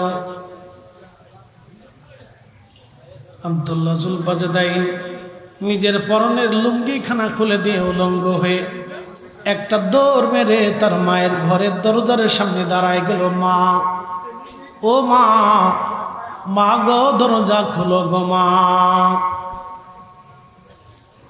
মা দরজা খুলে দেখে কলিজার টুকরো ছেলেটা তার উলঙ্গ হয়ে মায়ের সামনে দাঁড়িয়ে আছে। মায়ের সামনে দাঁড়ানো, উলঙ্গ হয়ে ছেলেটা মায়ের সামনে দাঁড়ানো। মা ডাক দিয়ে বলতেছে, ছেলেরে আমার, তোমার পরনের পোশাককে খুলে নিয়ে এলো। মায়ের গায়ের মধ্যে একটা চাদর ছিল, চাদরখানা খুলে মা ছেলের সামনে দিয়ে বললেন, বেটারে তুমি যুবক সন্তান, আমার আগে তুমি তোমার ইজ্জত তুমি আগে ঢাকো, তুমি তোমার সম্মান আগে ঢাকো। আব্দুল্লাহ জুল বাজদাইন চাদরখানা তিনি বরণ করলেন, পরলেন। পরার পরে মা বলল, বেটা তুমি কেন উলঙ্গ? তোমাকে কে উলঙ্গ করেছে? আব্দুল্লাহ জুল বাজদাইন ডাক দিয়ে বললেন, আম্মা আমি ইসলাম কবুল করেছি, রসুলের দরবারে যে কালেমা পড়েছি। মা গো, আমার চাচা যান কালেমা পড়ার কারণে আমার সমস্ত সম্পদ আর বংশ থেকে আমাকে জুদা করে দিয়েছেন। মা জোর করে চাচা আমার পরনের পোশাকগুলিও খুলে রেখে দিয়েছে। মা আমি জানি সন্তানের জন্য সবচেয়ে নিরাপদ স্থান হলো মায়ের কোল। মা গো, বড় আশা নিয়ে আমি তোমার কাছে ছুটে আসছি। মা ডাক দিয়ে বলেন, আব্দুল্লাহ তুমি আমার কলিজার সন্তান, আমার বেটা, আমার গায়ের চাদরখানা তোকে ভিক্ষা দিয়ে দিলাম, নিয়ে যা, কিন্তু মুসলমানিত্ব যদি না ছাড়ো, কালেমা যদি না ছাড়ো, বেটারে আমি মায়ের চোখের সামনে কোনোদিন যেন তুই না আসিস। আব্দুল্লাহ ডাক দিয়ে বলতেছে, মা ভেবেছি তোমার কোলে আমার শেষ আশ্রয় হবে।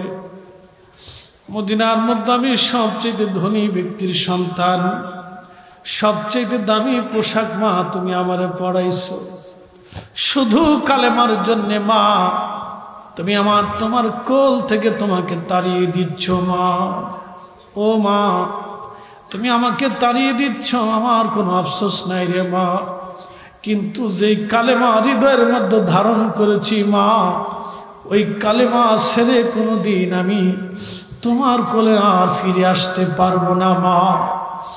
জীবন চলে যাবে মা, কালেমা ছাড়ব না মা, তোমাকেও ছেড়ে দিতে পারি মা রে, কিন্তু রসুলের কদম আমি ছাড়ব না। চিৎকার মেরে জোরে বলেন, ইয়া রাসূলুল্লাহ, হে রাসূল তোমায় ভালোবাসি, অন্তরে শুধু মুখে নয়, জান্নাতের আশায় নয় হে রাসূল, জাহান্নামকেও ডরি না।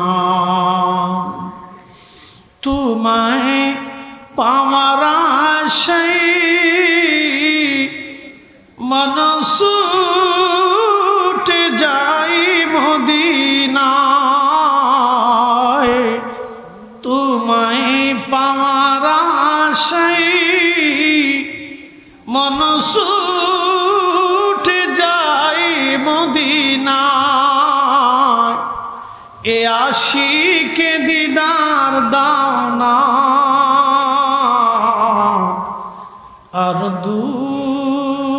থাকিও না, এ আশিক দিদার দাও না, আর দূর থাকিও না। হে রাসূল তোমায় ভালোবাসি, অন্তরে শুধু মুখে নয়, জান্নাতের আশায় নয় হে রাসূল, জাহান্নাম কেউ ডরি না।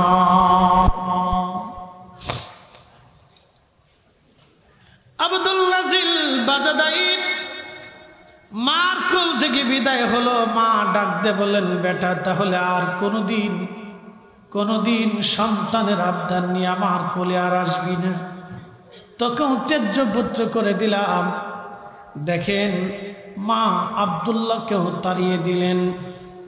আব্দুল্লাহ জিল বাজাদাইর যুবক ওই চাদর পরিহিত অবস্থায় মসজিদে নববীতে চলে আসলেন।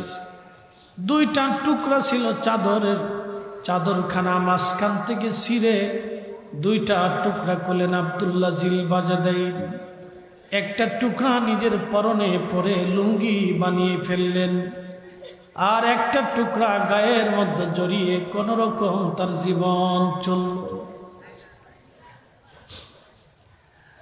পোশাকের সৌন্দর্য তারা দেখায় নাই, তারা ঈমানের সৌন্দর্য দেখিয়েছে। পোশাকের সৌন্দর্য সাহাবীরা দেখায় নাই, তারা নিজেদের জীবনের কাজের সৌন্দর্য দেখিয়েছে, নিজেদের জীবনের কাজের সৌন্দর্য দেখিয়েছে। আব্দুল্লাহ জিল বাজাদাইর দুই চাদর পরিহিত অবস্থা, এই জন্য তাকে জুল বাজাদাইন বলা হতো, দুই চাদরের টুকরাওয়ালা। দুই চাদরের খণ্ড পরে একটা খণ্ড তিনি পরিহিত করতেন, আর একটা খণ্ড গায়ে লাগাইলেন। এইভাবে জীবনের পর জীবন চলতে লাগলো, বছরের পর বছর আব্দুল্লাহর চলতে লাগলো। আহা, আব্দুল্লাহ জিল বাজাদাইন রাদিয়াল্লাহু আনহু মসজিদে নববীর মধ্যে জোরে জোরে জোরে জোরে জিকির করতেন, আল্লাহ আল্লাহ আল্লাহ আল্লাহ আল্লাহ আল্লাহ। জোরে জোরে মসজিদে নববীর মধ্যে তিনি জিকির করতেন। জোরে জোরে জিকির করার কারণে সাহাবীরা এসে হযরত ওমরের কাছে বলল, ওমর রে, রসুলকে বলো আব্দুল্লাহর জিকিরের কারণে আমাদের কষ্ট হয়, ঘুমেরও ব্যাঘাত হয়। নবীজির দরবারে ফারুক আজম ওমর ডাক দে বলেন, ইয়া রাসূলুল্লাহ, আব্দুল্লাহর জিকিরের কারণে সাহাবীদের বড় কষ্ট হয় গো নবীজি। আল্লাহর নবী ডাক দে বলেন, সাহাবীরা রে, আমার আব্দুল্লাহকে জোরে জোরে জিকির করতে দাও, তার জিকির জোরে জোরে বন্ধ করায়ও না, কারণ অনেক কষ্ট নিয়ে এসে ইসলাম কবুল করেছে, এত কিছু থাকার পরও সে আমাদের থেকে চলে যায় নাই। একবার জোরে বলা যাবে আল্লাহু আকবার? না না, আরো জোরে বলেন আল্লাহু আকবার। ভালো যদি বাসতে হয় নবীকে বাসো, ভালো যদি বাসতে হয় নবীকে বাসো। নবী তরানেওয়ালা, নবী কামলিওয়ালা, প্রাণের চেয়ে অধিক ভালো নবীকে বাসো। ভালো যদি বাসতে হয় নবীকে বাসো। সাকারাতের বিছানাতে কি যে যন্ত্রণা, সাত সাগরের পানি দিলেও তৃষ্ণা মিটে না, ঠিক কিনা? মৃত্যুর এই কঠিন সময়ে পৃথিবীর সমস্ত নদীর পানি যদি আপনার কলিজার মধ্যে ঢেলে দেওয়া হয়, তারপরও তৃষ্ণা নিবারণ হবে না। এটা এত বড় কঠিন, এত বড় বেদনা বিধুর, এত যন্ত্রণাময়।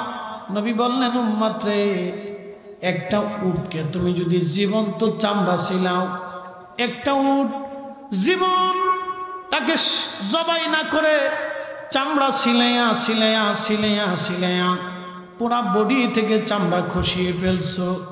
ওই উটের আবার চামড়া হবে, আবার চামড়া সিলাবা, আবার চামড়া হবে, আবার চামড়া সিলাইবা, আবার চামড়া হবে, আবার চামড়া খসাইবা। 100 বার জীবন্ত একটা উটের চামড়া সুলাইলে যেমন ব্যথা হয়, যন্ত্রণা হয়, নাফরমানদের মৃত্যুটা ওই রকম ভয়াবহ হবে, ওই রকম কঠিন হবে। তবে একটা কথা মনে রাখবেন, মৃত্যু অবশ্যই হবে, মরণ থেকে পালানোর কোনো রাস্তা আমাদের নাই। একদিন মাটির ভিতরে হবে ঘরে, মন আমার কেন বান্ধ দালান ঘর, মন আমার কেন বান্ধ দালান ঘর। বন্ধু মনোযোগ দিবেন, আরে একবার কমান একবার বাড়ান, এটা করবেন, একভাবে রাখেন। বন্ধু খুব মনোযোগ দিবেন। এই কবর বড় কঠিন, বড় ভয়াবহ জায়গা, এই মৃত্যুটা বড় ভয়াবহ জায়গা, এই মরণ বড় কঠিন হবে, বড় ভয়াবহ হবে। হ্যাঁ বন্ধু, খুব মনোযোগ দিয়ে কথাগুলি শোনেন। আর যদি ইমানদার হয়, আল্লাহ বলা হয়, তাদের মৃত্যুটা কত সহজ হবে আল্লাহ বলে দিলেন, ইয়া আইয়াতুহান নাফসুল মুতমাইন্না তুরজিই ইলা রাব্বিকি রাদিয়াতাম মারদিয়া। মনে হয় আপনার বাহিরের মাইক বন্ধ হয়ে গেছে, ভালো করে দেখেন।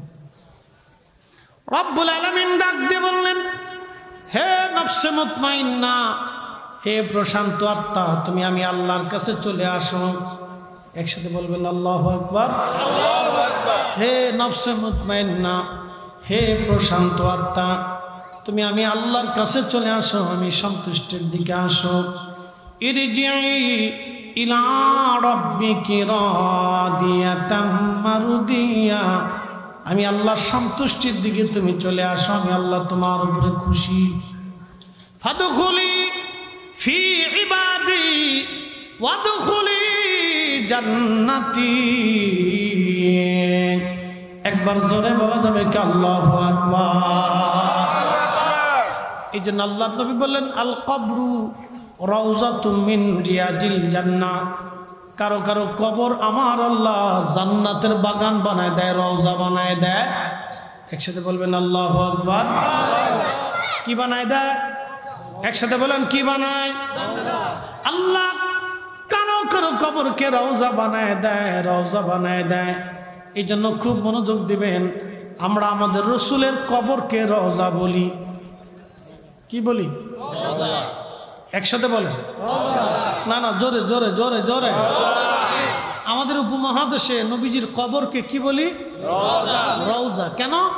নবী নিজে বলছেন, আল কবরু রওজাতুম মিন রিয়াজিল জান্নাত।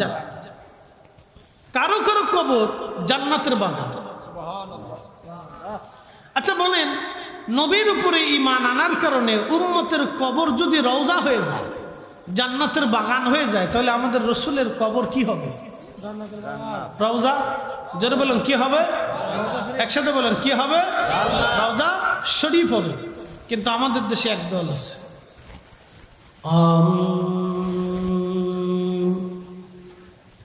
জোরে আমিন কইছিলেন। শোনেন, তাদের সাথে আমাদের ব্যবসা বাণিজ্য নিয়ে দূরত্ব না। হিন্দুদের সাথে আমরা বিবাহ বসি না, হিন্দুরাও আমাদের সাথে বিবাহ বসে না। ওদের সাথে আত্মীয়তা হয় না, তারাও আমাদের সাথে আত্মীয়তা করে না। কারণ কি বলেন তো? তারা এক ধর্ম বিশ্বাস করে, আমরা আর একটা ধর্ম বিশ্বাস করি। কথা কোন ঠিক কিনা? তাদের সাথে দূরত্ব আমাদের বিশ্বাসে। কিসের দূরত্ব? বিশ্বাসে।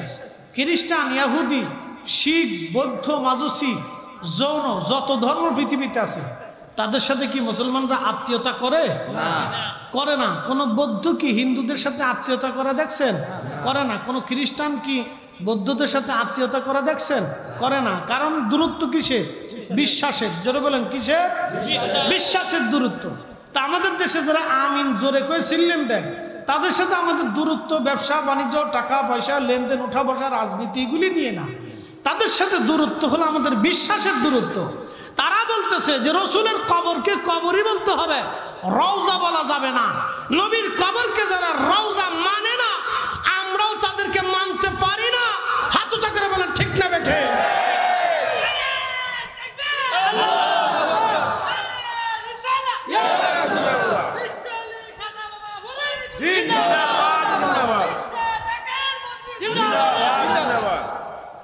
আহলে সুন্নাতুল জামাত একসাথে বলেন মারহাবা। আমরা তাদেরকে মানতে পারি। তাদের আরেকটা আকীদা আছে, শুনলে আপনার শরীরের পশম দাঁড়ায় যাবে। তারা বলে আল্লাহ রসুলের আব্বা আম্মা দুইজন কাফের ছিল। কি বুঝলেন আপনারা? বুঝে তারপরে দল পক্ষ নিয়ে না বুঝে ধরিলে শোনেন একটা কথা বলি, নামাজ পড়েন নাই, আলসেমি করে পড়েন না, বিভিন্ন কাজে পড়েন না, শয়তানের পাল্লায় করে পড়েন না, এটার এক শাস্তি। আল্লাহ মাফ করলে করতেও পারে, আবার ফিটেনে দিলে দিতেও পারে। কথা ঠিক আছে না? আর যদি বলেন যে না আমি নামাজ মানি না, নামাজ কথা কেনা নামাজ, তাহলে আরেক শাস্তি। বলে কি শাস্তি? এই শাস্তিটা হলো ফি নারি জাহান্নামা খালিদিনা ফিহা, একবারে চিরদিন জাহান্নামে চলে যাবেন, আর কোনোদিন বের হওয়ার সুযোগ নাই। আপনারা কিয়ামতের ময়দানে রাসূলও সুপারিশ করবে না, কোনো ওলিরাও যাবে না। কি কথা কন না কেন? আপনি চলে যাবেন সনাতন, মাজুসি, শিখ, বৌদ্ধ, খ্রিস্টান, ইহুদি, যত নাসারা বিধর্মী আছে তাদের সাথে আপনার হাসন নাসন হয়ে যাবে। কথা বুঝাইতে পারছি আপনাদেরকে? কারণ আপনি নামাজ মানেন না। জোরে বলেন নামাজ মানেন নাই, রোজা মানেন নাই। যদি বলেন আমি মুসলমান কিন্তু রোজা মানি না, তাহলে বুঝবেন আপনি মুসলমান না।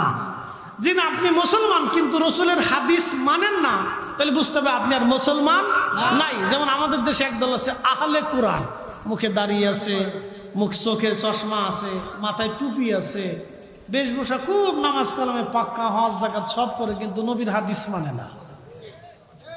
কি বুঝলেন? মুসলমান মানা যাবে না? না একসাথে বলেন মানা যাবে? যে আল্লাহ মানে নবী মানে না, সেটা মুসলমান না। কি কথা কন না কেন? তাদের সাথে আমাদের দূরত্ব কি দিয়ে? বিশ্বাস দিয়ে। যারা বলেন কি দিয়ে? বিশ্বাস দিয়ে দূরত্ব। তাদের সাথে আমাদের দূরত্ব হলো বিশ্বাস দিয়ে। টাকা পয়সা, অর্থনীতি, রাজনীতি এগুলি নিয়ে দূরত্ব না, এগুলি নিয়ে আমরা দূরত্ব দেখি না। তাদের সাথে দূরত্ব বিশ্বাস দিয়ে, বুঝে যাবে। তো যারা বলে রসুলের আব্বা আম্মা কাফের, তাদেরকে আমরা জীবনেও মানতে পারবো না। আমার ভাই হলেও মানবো না, আত্মীয় স্বজন হলেও মানবো না, ও ছাতা দেখার টাইমও নাই। এখন আপনি আমার পছন্দ করেন আর না করেন, ও ছাতা দেখার সময় আমার নাই। কারণ কিয়ামতে আপনার মতো লুটকে ফুটকে সুটকে আজারে বাজারিয়া ফাজারিয়া এগুলি দিয়ে কিয়ামতে আমার 4 পয়সাও কাজে লাগবে না, আমার লাগবে আমার নবী। জোরে বলেন, জোরে বলেন, আমার কাকে লাগবে? জোরে বলেন কাকে? আপনি রসুলের আব্বা আম্মার কাফের বলবেন, জাহান্নামী বলবেন, আর আমি আপনার জমা দিব। এত বাজারিয়া আজারিয়া মৌলবী আমরা না। কি কথা কন না কেন? এত বেঈমান হয়ে যাই রে, যার কারণে কালেমা পাইছি, কোরআন পাইছি, দিন পাইছি, ইমান পাইছি, দুনিয়া পাইছি, হাসর পাবো, নাজাত পাবো, বেহেশত পাবো, জাহান্নাম থেকে মুক্তি পাবো, সেই নবীরা আপনি তার আব্বা আম্মারে জাহান্নামী বলবেন। আচ্ছা আপনারা বলেন তো, কোন জাহান্নামীর পেট দিয়ে, কোন কাফেরের পেটের ভিতর দিয়ে রসুলকে আল্লাহ দুনিয়াতে আনছে? কি মনে হয় আপনার কাছে? রসুলকে আল্লাহ কাফেরের পেটের ভিতরে রাখছিল নাকি? বলেন হাই হাই হাই হাই, আপনার গা শিহরে ওঠার কথা যে কয় কি, এটা বলেটা কি? তার বিশ্বাস কত ভয়াবহ মারাত্মক আপনি চিন্তা করতে পারছেন? তার বিশ্বাস কত মারাত্মক বুঝতে পারছেন? ইন্নামাল মুশরিকুনা নাজাসুন, কোরআন বলতেছে মুশরিকরা অপবিত্র। মুশরিক যদি অপবিত্র হয় তো রাসূল তার পিতামাতার অপবিত্রতার মাধ্যমে দুনিয়াতে আল্লাহ আনেন নাই। রাসূল তাইয়্যিব, নবী তাওহীদ, নবী পবিত্র, নবী পাক। কথা কন না কেন, ঠিক কি না? নবী কি পাক, একসাথে বলেন কি পাক। ইন্নামা ইউরিদুল্লাহু লিউযহিবা আনকুমুর রিজসা আহলাল বাইতি ওয়া ইউতাহহিরাকুম তাতহীরা।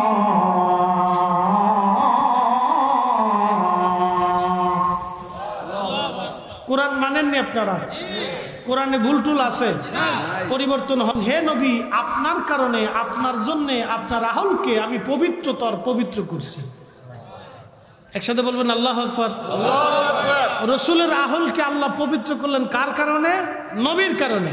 তো রসুলের কারণে যদি আবু বকর, রসুলের কারণে যদি আলী, ফাতেমা, হাসান, হুসাইন তারা যদি পবিত্র হয়, তাহলে রসুল কত পবিত্র আবার চিন্তা করেন। তো সেই পবিত্র নবীরে আল্লাহ কাফেরের মাধ্যম দিয়ে দুনিয়াতে আনছে, আর আপনি বিশ্বাস করিয়ে তাদেরকে টাকা দিতেছেন, পয়সা দিতেছেন, পিছনে নামাজ পড়তেছেন, খরচ খরচা দিতেছেন, বিরাট বড় শাইখে মাদানি, আজহারি ফাদানি বহুত কিছু ভাবতেছেন। নাকি বলেন? বেহেশত কি মামা বাড়ির আবদার হয়েছেন নাকি যে মরার সাথে সাথে আল্লাহ চুমা দিয়ে বেহেশত দিয়ে দিবে? আল্লাহর কসম করে বলি, রসুলকে কষ্ট দিয়ে কেউ জান্নাতে যেতে পারেই না। কথা কন না কেন? নবীকে কষ্ট দিয়ে কেউ জান্নাতে যেতে পারবে? পৃথিবী ভাঙবে, আকাশ ভাঙবে, জমিন ভেঙে যাবে, সাগর শুকিয়ে যাবে, লা তাবদীলা কালিমাতিল্লাহ, আল্লাহর কোরআন কখনো মিথ্যা হবে না। আল্লাহ বলছেন, ইয়া হাবিব আমার, আমি আল্লাহকে এবং আপনি রসুলকে যারা কষ্ট দিবে, ব্যথা দিবে, কথা দিয়ে, অস্ত্র দিয়ে, আঘাত দিয়ে, কথার মাধ্যমে হোক, কষ্ট যদি দেয়, লানাহুমুল্লাহু ফিদ দুনিয়া ওয়াল আখিরা, তারা দুনিয়াতেও লানত পাবে, আখিরাতেও লানত পাবে। এটা কার ফয়সালা? আল্লাহ। কার ফয়সালা? আল্লাহ। ইন্নাল্লাযীনা ইউযুনাল্লাহু রাসূলুহু, আল্লাহ এবং তার রাসূলকে কেউ যদি কষ্ট দেয়, লানাহুমুল্লাহু ফিদ দুনিয়া ওয়াল আখিরা, দুনিয়াতেও লানত, আখিরাতেও লানত। তার নামাজ, রোজা, জিকির, ফিকির, ইবাদত, হজ, ফিতরা, কুরবানি, সালাত, তাহাজ্জুদ কিচ্ছু কাজে লাগবে না। কিছু কাজে তাহলে আল্লাহর কোরআন মিথ্যা হবে।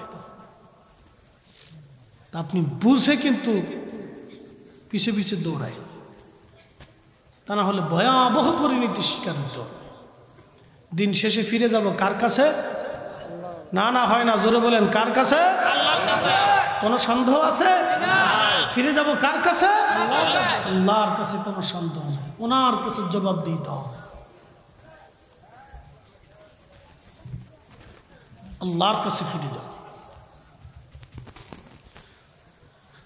قل إن الموت الذي تفرون منه فإنه ملاقيكم।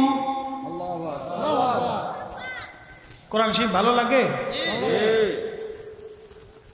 قل إن الموت الذي تفرون منه فإنه ملاقيكم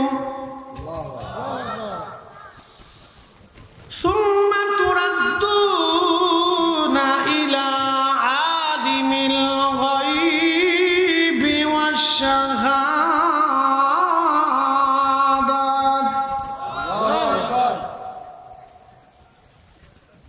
বন্ধু খুব মনোযোগ দেবেন।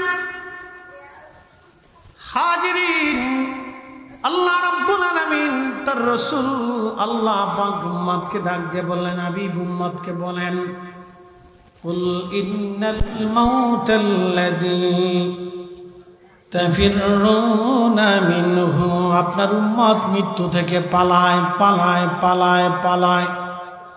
ও নবী, আপনি বলে দেন, এই মরণ থেকে পালানোর কোনো রাস্তা নাই। মরণ তার সাথে মোলাকাত করবে, এই মৃত্যু তার সাথে মোলাকাত করবে, মরণ তার সাথে মোলাকাত করবে। হুজুর, আপনি উম্মতকে আরো বলে দেন সুম্মা তুরাদ্দুনা ইলা আলিমিল গায়বি ওয়াশ শাহাদাত, অবশ্যই সে আল্লাহর কাছে ফিরে যাবে। আল্লাহর কাছে ফিরে যাওয়ার পরে আমার আল্লাহ তার গোপনে যা আছে সব আমার আল্লাহ জানেন। ফায়ুনাব্বিউকুম বিমা কুনতুম তা'মালুন,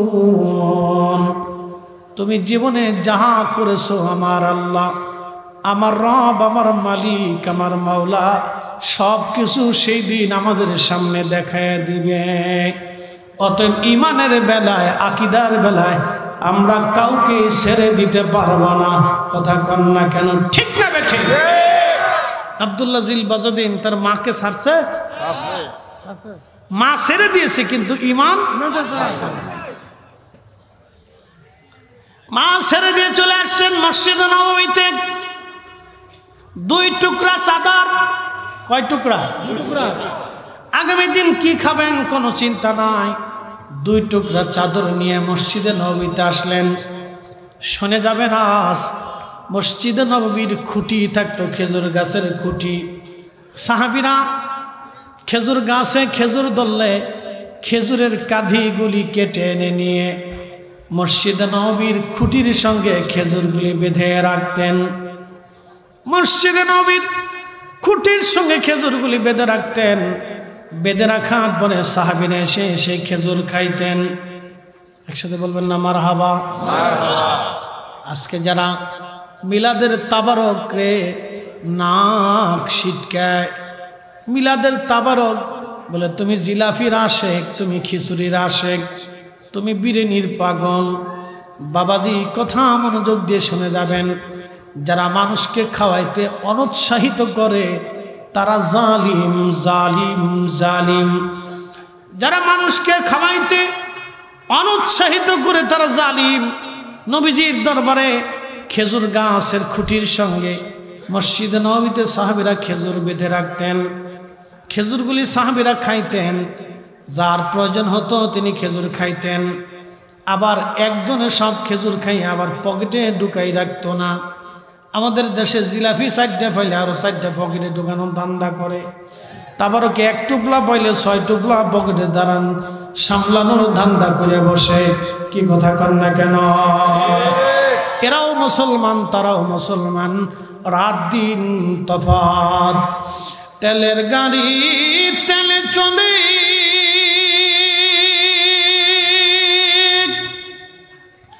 হাওয়ার গাড়ি হাওয়ায় উড়ে, বিনা তেলে চালাই গাড়ি নবী সুলাইমান। আমরা সেই মুসলমান, আমরা সেই মুসলমান। খেজুর প্রয়োজন মতো সাহাবীরা খাইতেন। আল্লাহর নবী বলতেন, উম্মত রে তোমরা জাহান্নাম থেকে বাঁচো, জাহান্নাম থেকে বাঁচো। তোমার ভাইকে একটা খেজুর দানা খাওয়াইয়া হলো জাহান্নাম থেকে তুমি বাঁচার চেষ্টা করো। একবার বলা যাবে না মারহাবা? কি খাওয়াইয়া? জোরে বলেন। আরবে মিষ্টান্ন হিসেবে খেজুরটা খুব প্রসিদ্ধ, কথা ঠিক কিনা? এবং সহজলভ্য। আমাদের বাংলাদেশে মিষ্টান্ন হিসেবে জিলাপিটা সহজলভ্য, ক্রয় ক্ষেত্রে সবার জন্য এটা সহজ। গরিব মানুষ, দরিদ্র, মধ্যবিত্তদের জন্য জিলাপিটা সহজ, যার কারণে মানুষ মিষ্টান্ন হিসেবে বা এই তাবারক হিসেবে জিলাপিটাকে বেছে নেয়, কারণ এটা সবার হাতের নাগালে পাওয়া যায়, বা অল্প টাকা হলে মোটামুটি বেশ অনেক মানুষের একটা ব্যবস্থা করা যায়। আগে তো বাতাসার যুগ ছিল। কিসের যুগ ছিল? বাতাসা আমরা কত খাইছি, বাতাসা আর নাই। বাতাসার দিন চলে গেছে, এখন জিলাপি আছে। সামনে মানুষের যদি অর্থনীতি ভালো হয় তাহলে জিলাপি বাদ দিয়ে সবাই রসগোল্লাই চলে যাবে। কি কথা ঠিক কিনা? আরো দামি মিষ্টিতে চলে যাবে। কিন্তু আরবে খেজুরটা সহজলভ্য, সব জায়গায় সব সময়ের জন্য, সারা বছরের জন্য পাওয়া যাইত। যার কারণে রসুল বলেন, উম্মত রে তুমি একটা খেজুরের টুকরা খাবাইয়া হলো তুমি জাহান্নাম থেকে বাঁচার চেষ্টা করো। নবী খাওয়াইতে উৎসাহিত করছে, আর আমরা নাক শিখকে বলতেছি বেদাত। তোমার শিখাইছে কেন বেটা? আল্লাহর নবীকে জিজ্ঞেস করো, ইয়া রাসূলুল্লাহ আইয়ুল ইসলামি খায়রুন, ইসলামের মধ্যে উত্তম কাজ কি, ভালো কাজ কি, দারুণ কাজ কি, প্রসিদ্ধ কাজ কি? নবী জবাব দিলেন তুতঈমুত তুআম, তোমরা মানুষকে খাবার খাওয়াও। নবী খাওয়াইতে উৎসাহিত করলেন, আর আপনি এসে বেদাতের ফতোয়া দিচ্ছেন। আপনার বেদাতের ফতোয়ার গোষ্ঠী কি নাই? আল্লাহ রাসূলের ফতোয়া মেনেই যাব। হাত উঁচা করে বলেন ঠিক না বেঠিক? এই সমস্ত বেদাতের ফতোয়ার গোষ্ঠী কি নাই? রসুলের তরিকার ভিতরে না থাকলে আমরা ওগুলো মানতে পারবো না। ওই সমস্ত কথার ভিতরে আমরা ধারধারি না। যতদিন আল্লাহ আমরা হায়াত থাকে, মিলাদ পড়ানোর পর আমরা মানুষের তাবারক খাওয়াবো। কি কথা কর না কেন? তাবারক আমরা খাওয়াইব। আমি মিষ্টি পারি, জিলাপি পারি, খেজুর পারি, বিরিয়ানি পারি, খিচুড়ি পারি, আমার সামর্থ্য অনুযায়ী আমি খাওয়াবো। কথা ঠিক কিনা? আমার খুশি মনে আমি খাওয়াবো। আল্লাহ রসুল আমরা শিখাইলেন যে তোমরা খাওয়াও খাওয়াও। একসাথে বলা যাবে মারহাবা। এক সাহাবী রসুলের দরবারে দুধ নিয়ে আসে, মিশকাতুল মাসাবির কিতাবুত তাআমের ভিতরে আসছে। কিতাবুত তাআমের ভিতরে আসছে এক সাহাবী নবীজির দরবারে দুধ নিয়ে আসছে এক পেয়ালা। তো ধরেন পেয়ালাটা এটার চেয়ে একটু বড় পেয়ালা ধরেন, ওটার মতো একটা পেয়ালা ছিল। তো এক পেয়ালা দুধ নিয়ে আসছে। দুধ এনে বলতেছে, ইয়া রাসূলুল্লাহ আমার উটের দুধ, এই এক পেয়ালা দুধ হইছে, নবী গো আপনি দয়া করে কবুল করে নেন।